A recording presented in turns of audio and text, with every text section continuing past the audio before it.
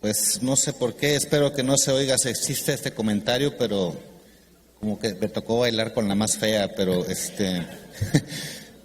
bueno, a mí me gusta el dolor, producirlo, no, más bien quitarlo, y soy de los pocos neurólogos en el país que nos dedicamos a dolor. De hecho, habemos dos, nada más. Porque el dolor, por alguna razón, yo creo que nos quedamos dormidos los neurólogos, se trata en otras áreas, básicamente anestesiología. Pero yo espero convencerlos, después de esta plática, que el dolor es un problema neurológico. El dolor crónico no oncológico es un problema neurológico no muy diferente de la epilepsia o de cualquier otro problema neurológico crónico. Bien, y la plática es sobre el dolor neuropático, que es una variedad de dolor crónico. Esta es la agenda, no veo el monitor, si me pueden ayudar, está apagado. Ok, bueno, disculpen que esté volteando. Bueno, en la Facultad de Medicina, cuando estudiamos medicina, nos enseñan a ver el dolor como una señal de enfermedad y habitualmente nos hacemos buenos en diagnosticar y ver diagnosticar enfermedades dolorosas viendo al dolor como un síntoma y aprendemos a valorar el dolor abdominal, el dolor torácico, el dolor en diferentes partes. Y bueno, eso es parte de lo que hacemos. Sin embargo, el dolor crónico, es decir, el dolor agudo lo resolvemos y equiparamos el dolor a mayor dolor, mayor enfermedad, a menor dolor, menos enfermedad. Una apendicitis, le está doliendo más o se le quita el dolor, se reventó, etcétera. Aprendemos ese tipo de cosas. El problema es cuando el dolor es el problema clínico. Semejante a la hipertensión. La hipertensión arterial elevada es un signo vital que cuando está persistentemente elevada viene a ser una enfermedad. Y el dolor, cuando persiste más allá de una lesión o no encontramos lesiones y el dolor es el problema clínico, es cuando empezamos a patinar ahí porque no sabemos bien cómo tratarlo. Estamos acostumbrados a ver el dolor agudo, pero no tanto en los pacientes con dolor crónico, cuyo problema clínico, cuyo motivo de consulta y lo que los hace sufrir es el dolor crónico. En Estados Unidos se estima que el dolor crónico, cualquier dolor crónico, dolor bajo espalda, dolor de extremidades, dolor de cabeza, está en una prevalencia entre el 2 y el 40%, es decir, no tenemos una certeza, pero la cuestión es que es frecuente. Vamos a repasar algunos conceptos básicos sobre dolor, espero que no les aburra, la neuroanatomía me la voy a brincar muy rápido, para irnos a la clínica. Esta es la definición de dolor de la Asociación Internacional para el Estudio del Dolor. Y si lo leen, no dice nada. Léanlo. Dice, el dolor es una experiencia sensorial o emocional. Ahora es una emoción el dolor. Desagradable. No siempre es desagradable. Hay dolores sabrosos, ¿no? Hay un síndrome descrito de abstinencia al dolor. Pacientes que llegan, devuélvame mi dolor. Siéntate y te pego, ¿verdad? Dice, asociada con lesión tisular actual, es decir, en este momento de lesión, o potencial. ¿Cómo? Como los niños, ¿no? Te va a poner una inyección y ahí va la inyección, el piquete, y empiezan a llorar porque les duele antes de ponerles la inyección. ¿Cómo? Potencial. O que se describe en tales términos. Ahora sí ya no sé qué es dolor. El problema de tratar de definir algo subjetivo es como si yo le pidiera a alguien, defíneme el sabor a naranja. No sabe, o sea, no puedo definir el sabor naranja. ¿Cómo sé que sabe naranja? Porque mi mamá me dijo, esto es una naranja. Y luego probé muchas naranjas y ya sé a qué sabe una naranja. Y las variantes en el sabor a naranja. Entonces, la definición existe para que vean que hay un esfuerzo por definirlo, pero la verdad no nos sirve para nada.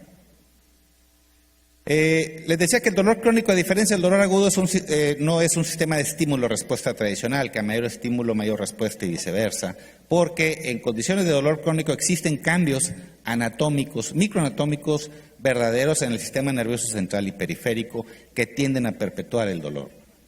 Distinguimos dos tipos de dolor, el fisiológico y el patológico. El fisiológico todo el mundo lo conoce, el patológico es cuando el estímulo ya no existe o bien la reacción al estímulo que producimos es desproporcionada, continua o inapropiada, que en vez de dolor siente otra cosa. En el dolor fisiológico son esas características anatómicas y fisiológicas, básicamente son fibras A, delta y C, protector, daño transitorio localizado, y el dolor patológico es lo contrario, y lo principal es que otras fibras nerviosas que se involucran habitualmente en el tacto superficial ahora actúan como conductoras de dolor. Y bueno, ese concepto de que se disemina a otras áreas es importante, por eso ha fallado mucho la cirugía en dolor. Hacen risotomías y resulta que el dolor ya se diseminó.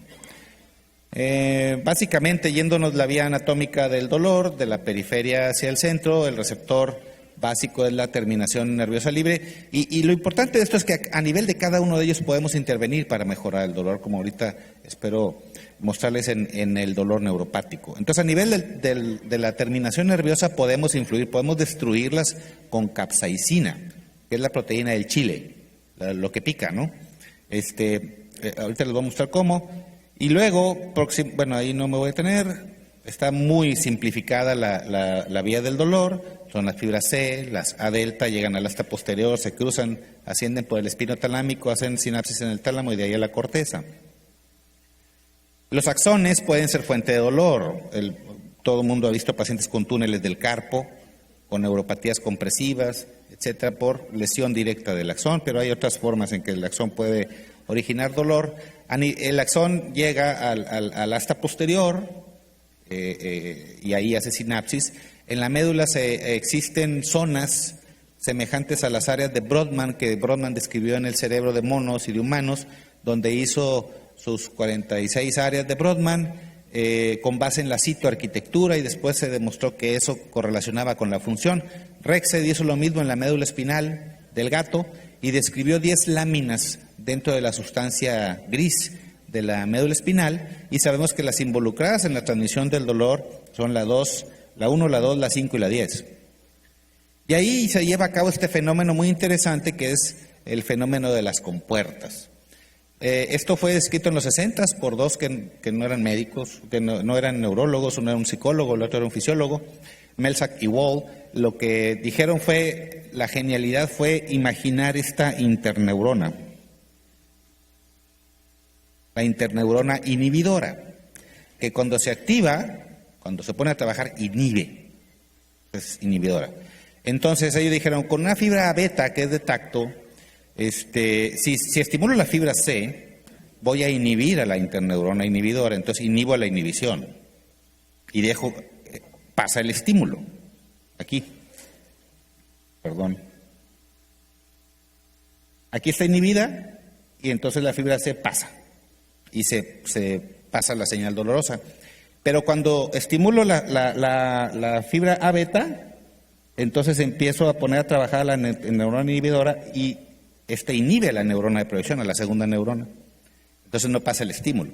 Por eso cuando nos pegamos y nos lamemos, nos llevamos el dedo a la boca, estamos haciendo eso, precisamente, activando a la interneurona inhibidora. Ok. Es decir, a todos estos niveles que les estoy diciendo podemos actuar para el control de dolor, para analgesia. A nivel de la médula espinal tenemos 3 receptores del glutamato.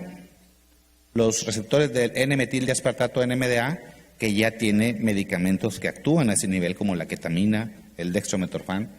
Los de kainato AMPA, que se están desarrollando medicamentos, y los metabotrópicos, que en la actualidad también ya tienen sustancias que podemos influir a ese nivel.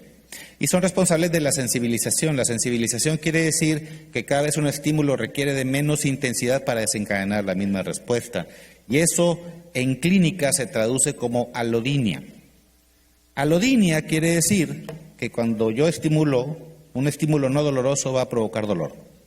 Todos lo han visto seguramente en pacientes con neuropatía diabética. Que dicen, doctor, yo no tolero el roce de las sábanas en los pies porque me duele. ¿Cómo? ¿Cómo le va a doler el roce de las sábanas? Bueno, es por eso, por la sensibilización central. Por otro lado, tenemos sistemas inhibitorios descendentes que tienen origen en el tallo cerebral y que bajan al asta posterior e inhiben el paso del dolor. Estos son responsables del efecto placebo para dolor. Se activan, entonces nos deja de doler.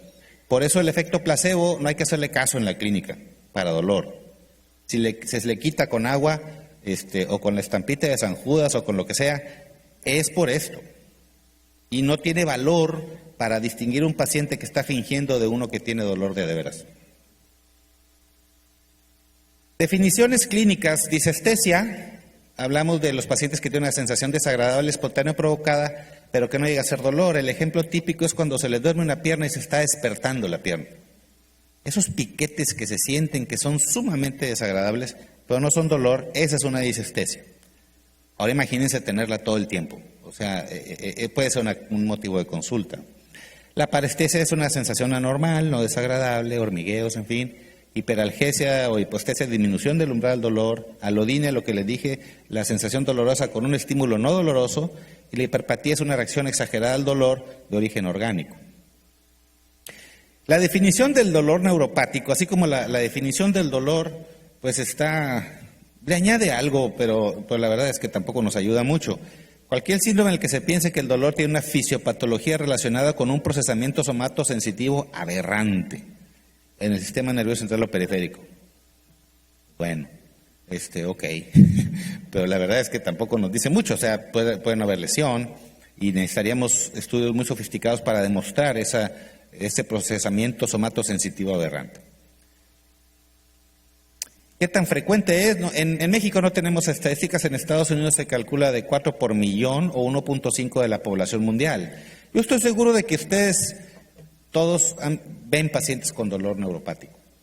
Es algo casi cotidiano. Los diabéticos, 30% de los pacientes con diabetes tienen neuropatía dolorosa, neuropatía por VIH. Eso ha ido disminuyendo, 30%, pero ahora con las terapias tan efectivas ha ido disminuyendo la incidencia de neuropatía por VIH, pero las neuralgias posherpéticas son muy comunes y después de cirugías, miembro fantasma, etcétera, postmastectomía, postlumpectomía, en amputaciones es muy común, derivaciones, cualquier procedimiento quirúrgico puede dejar un dolor neuropático.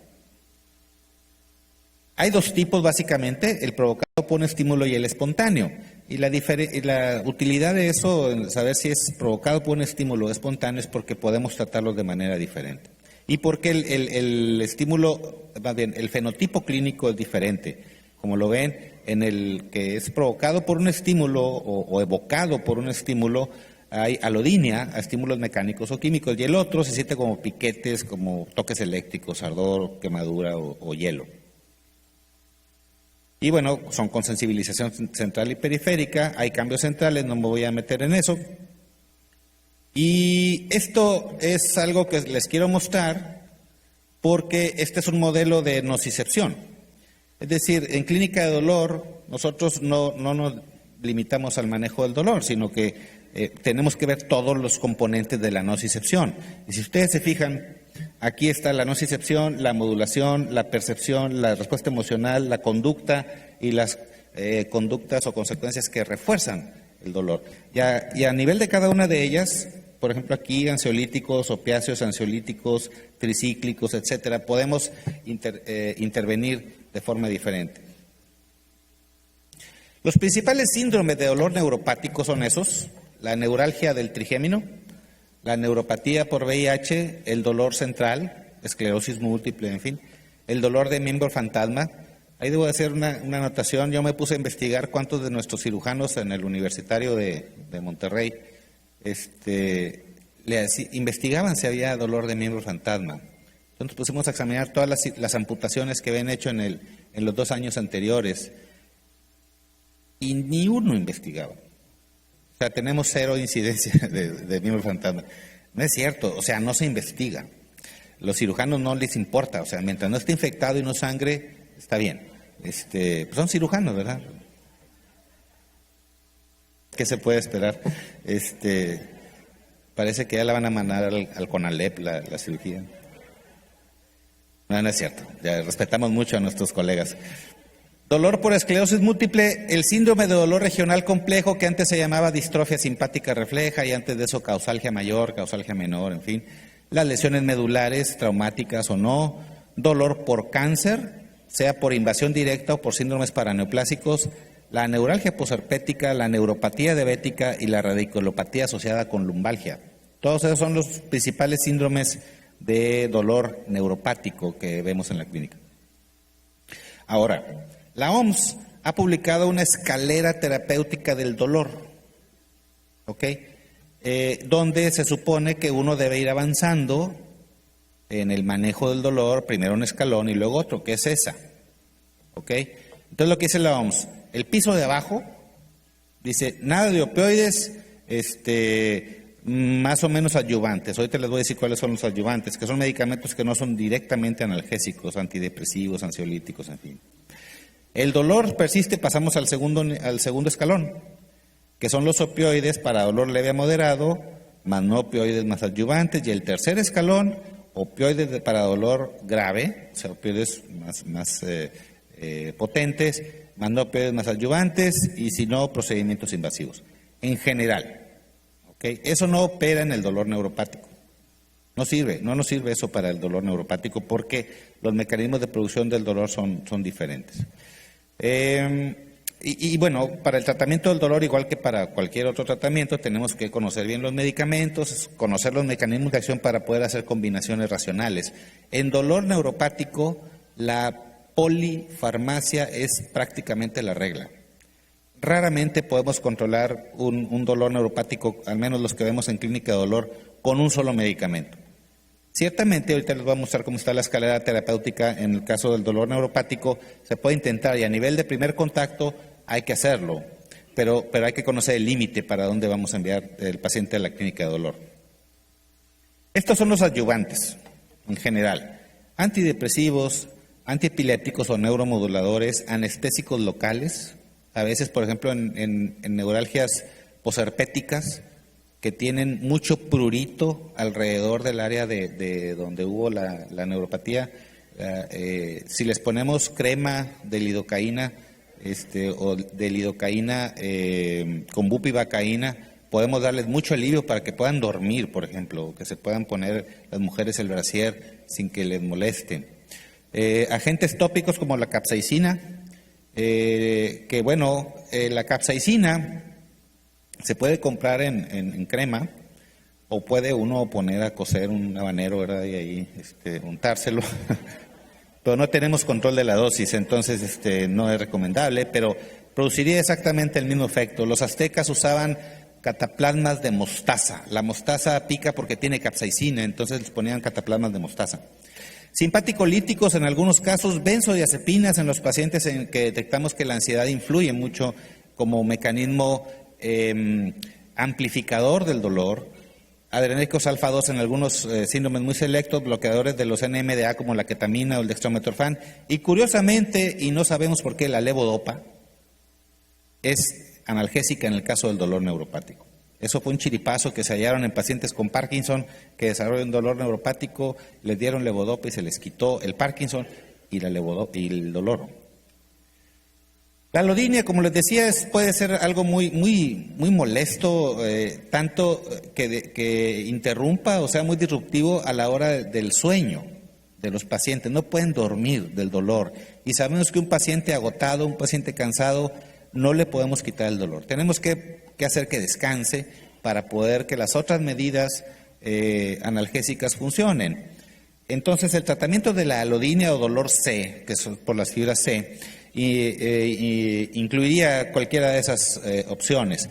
Anestésicos locales, lidocaína en los pies o en el sitio de dolor, antidepresivos tricíclicos o tetracíclicos o inhibidores de la recuperación de serotonina, que también funcionan. Los gabapentinoides, que son en la actualidad una de las piedras angulares en el tratamiento del dolor neuropático, de preferencia más la pregabalina que la gabapentina. El baclofen, opiáceos y antagonistas del receptor de NMDA, principalmente ketamina, amantadina o el dextrometorfán, que es el mismo que se utiliza para la tos. El problema es que las dosis son muy altas. Tendrían que darle como un botecito de dextrometorfán de jarabe para la tos cada 8 horas. Entonces, no es práctico. No tenemos una preparación de dextrometorfán que funcione, que sea práctica, perdón.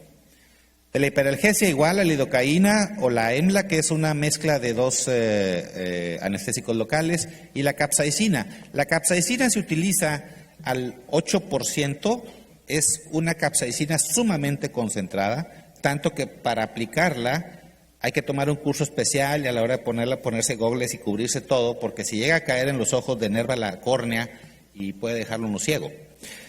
Entonces, y al paciente hay que protegerlo muy bien, hay que anestesiarlo antes, porque lo que hace la capsaicina, el 8%, es destruir todas las fibras amielínicas, que son los receptores primarios de dolor.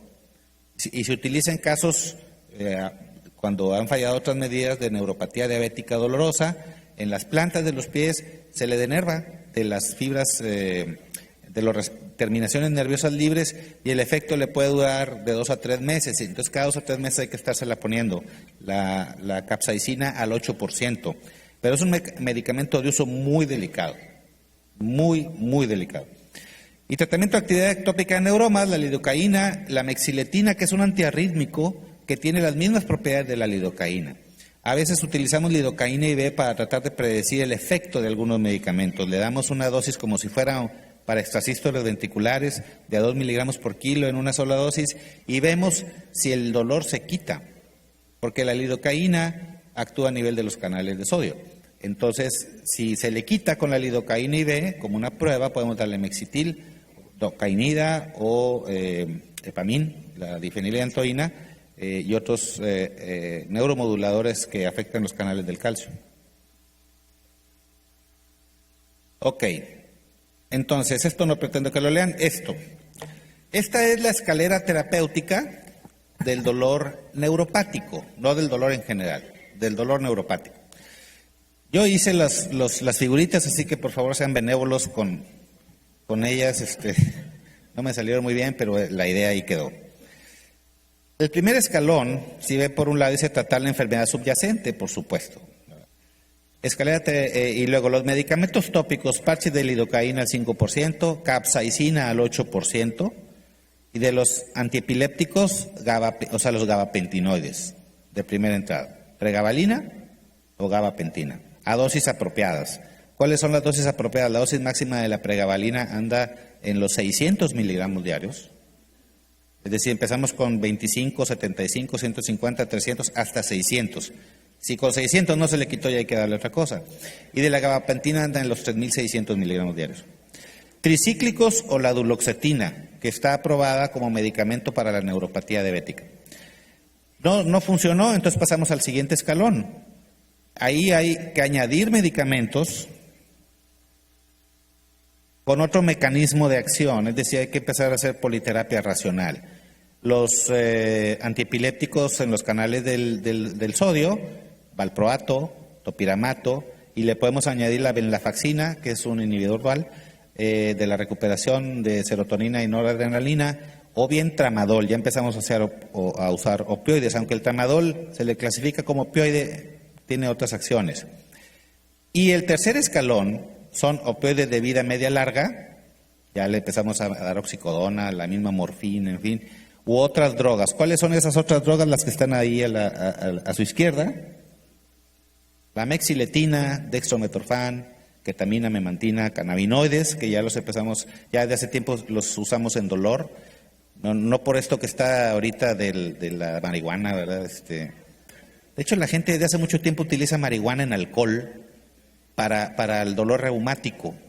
Y sabemos que algunos cannabinoides funcionan en esclerosis múltiple para el dolor por espasticidad. Ya tiene muchos años que utilizamos el cannabidiol, que se vende, se llama Sativex.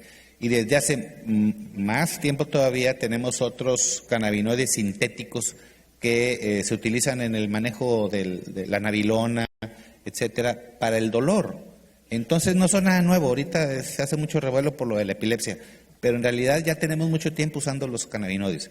Entonces ahí estarían los cannabinoides, incluso inmunoglobulina humana intravenosa en algunos síndromes dolorosos, junto con esteroides o bolos de metilprednisolona. Pueden funcionar en algunos síndromes dolorosos, se tiene que estar, hacer un diagnóstico preciso de por qué ocurre el dolor. Y desde luego, en el tercer escalón ven por un lado que es interconsulta clínica de dolor, por supuesto, ¿verdad? La recomendación que les hacemos allá a los médicos de primer contacto es que en el dolor neuropático aprendan a manejar bien los medicamentos del primer escalón. Y que si no les controlan bien el dolor con cualquiera de las opciones que están ahí, mejor que lo manden a una evaluación para poder afinar el tratamiento o el diagnóstico y trabajar en conjunto. NNT y NNH son medidas, son números que utilizamos para medir la eficacia clínica de un medicamento. NNT quiere decir número necesario a tratar. ¿Cuántos tengo que tratar para obtener un resultado bueno? Entonces, entre menor sea el número es mejor, ¿sí? Si tengo antidepresivos tricíclicos en neuropatía diabética dolorosa, de cada 1.3 que trato, a 1 le va bien. E irle bien quiere decir disminución del 50% o más del dolor. Y el NNH es el número que necesito para producir daño, to harm, para de alguna forma poner al paciente en riesgo, y es de 16. Por cada 16 que trato, a 1 lo pongo en riesgo. Entonces, cuando investigamos medicamentos analgésicos, siempre hay que ver el NNT y para tratar de ver el impacto o la utilidad clínica del medicamento en particular. Vean la levodopa 3.4, el dextrometorfano 1.9. Pero les digo, la dosis que utilizaron equivaldría a un bote de antitusígeno cada 8 horas. Y no es práctico eso. La levodopa 3.4, el tramadol 3.8, gabapentina, etcétera. ¿Qué otra cosa les podemos ofrecer a los pacientes? La acupuntura. Muchos se van por las medicinas alternativas. La verdad es que no sabemos si funciona. Los estudios que hay con acupuntura en dolor son muy contradictorios. Hay mucho efecto placebo. Incluso se han diseñado agujas de placebo y se ha visto que no son diferentes. Es decir, no sabemos si... Sabemos que no funciona en muchas cosas, en dolor hay mucha duda, lo mismo que el TENS o el FRENS, que son variaciones, son toques básicamente. No hay evidencia de que funcionen, aquí está alguna de la literatura sobre eso. Y manejo invasivo. Simpatectomía, pues quién sabe si funcione, el dolor regional complejo se le ha supuesto un origen simpático, infiltraciones, estimulación epidural y bombas de infusión con reservorios, que son más que todo para pacientes con dolores por cáncer y dolores terminales. Entonces, en conclusión, el dolor neuropático es frecuente. La evaluación del dolor es área natural del quehacer de cualquier médico que vea enfermos. Debe enfatizarse la enseñanza, la fisiopatología del dolor neuropático involucra mecanismos predominantemente neurológicos. La hiperalgesia y la alodinia son marcadores clínicos del dolor neuropático y existen medicamentos para tratar eficazmente este dolor. La polifarmacia racional es casi la regla y la neuromodulación con diferentes técnicas de estimulación periférica es prometedora. Creo que, es la frase de Ambrosio Paré, el que sacó a los locos de las cárceles y los puso en hospitales. Y vamos a ver este caso. Yo no les voy a regalar la respuesta, no soy tan barco. Un hombre diabético conocido desde hace 30 años acude porque tiene dolor en los miembros inferiores, lo describe como una sensación quemante que inició en las plantas de los pies y que ha ido ascendiendo lentamente. El dolor se intensifica por las noches, describe que no tolera el roce de la sábana ni el aire del abanico que tiene en su recámara, no hay déficit motor. Su médico le ha dado tratamiento con ketorolaco, 10 miligramos bioral cada 8 horas, sin efecto benéfico. Además, gabapentina, 300 miligramos bioral cada 12 horas por 2 semanas, y desea otra opinión. Pregunta. Usted sospecha, obviamente, que el paciente tiene una neuropatía diabética. ¿A qué cree que se debe la falta de respuesta? A, no son los medicamentos adecuados. B, las dosis son inadecuadas. C, el tiempo de uso del medicamento es inadecuado. O D, no es neuropatía diabética. Por favor, contesten.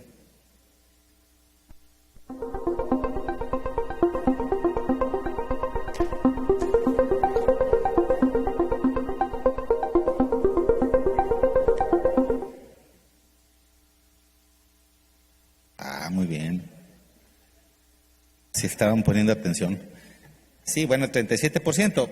Ciertamente la pregabalina, la gabapentina es un buen medicamento para dolor neuropático, pero a 600 miligramos diarios no podemos concluir que no sirve. Tenemos que irle aumentando y sobre todo con la frecuencia. Cada 12 horas no sirve, hay que darla por lo menos cada 8 horas.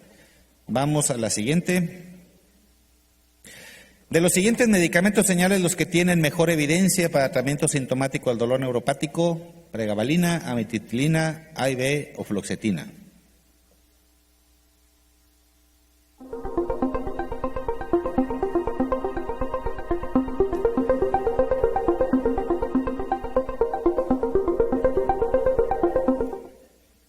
Y no la contestan bien, pues claro. Yo había puesto que podrían ser las dos, pero ciertamente las dos son correctas. Y ya depende de la situación clínica específica en que nos encontremos, de la comorbilidad y de la preferencia individual. Creo que es la última. Ok, esa se la regalé. ¿Cuál es la dosis máxima? ¿75, 150, 300, 600? A menos que salgan los mismos oposicionistas desafiantes de siempre. Los chairos, ¿verdad? Que aquí contestan otra cosa nomás porque no quieren ir. Exacto. ¿Cuántos fueron? 85. Muy bien, muchas gracias.